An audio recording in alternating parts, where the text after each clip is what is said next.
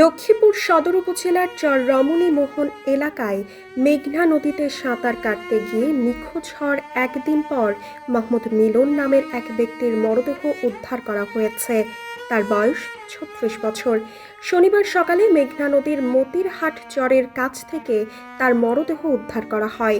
নিহত মিলন সদর উপজেলার ১১ নম্বর চর রমণী মোহন ইউনিয়নের ৫ নম্বর ওয়ার্ডের জয়নাল মোল্লা কান্দি এলাকার বাসিন্দা। তার বাবার নাম মোহাম্মদ দুলাল হোসেন। স্থানীয় বাসিন্দা ও স্বজনদের সঙ্গে কথা বলে জানা গেছে, শুক্রবার বিকেলে চর মেঘনা এলাকায় ঘুরতে যান মিলন।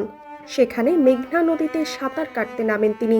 এক পর্যায়ে নদীর তীব্র স্রোতে ভেসে গিয়ে নিখোঁজ হন। বিষয়টি জানাজানি হলে স্থানীয় লোকজন নদীতে নেমে তাকে খুঁজতে শুরু করেন। পরে খবর দেওয়া হয় ফায়ার সার্ভিস, নৌ পুলিশ ও কোস্টগার্ডকে।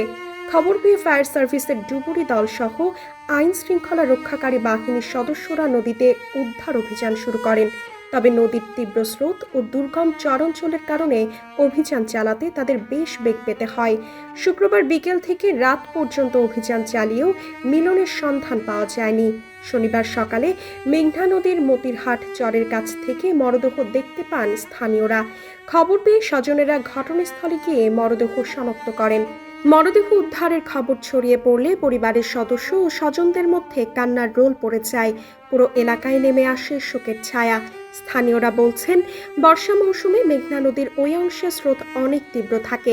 নদীতে গোসল বা সাঁতার কাটার সময় অসতর্ক হলে এমন দুর্ঘটনার ঝুঁকি বেড়ে যায়। মিলনের স্বজনরা জানান, শুক্রবার বিকেলে বাড়ি থেকে বের হওয়ার পর আর ফেরেননি তিনি। একদিন ধরে নদীতে খোঁজাখুঁজির পর মরদেহ উদ্ধারের খবরে পরিবারের শোকের মাতম চলছে।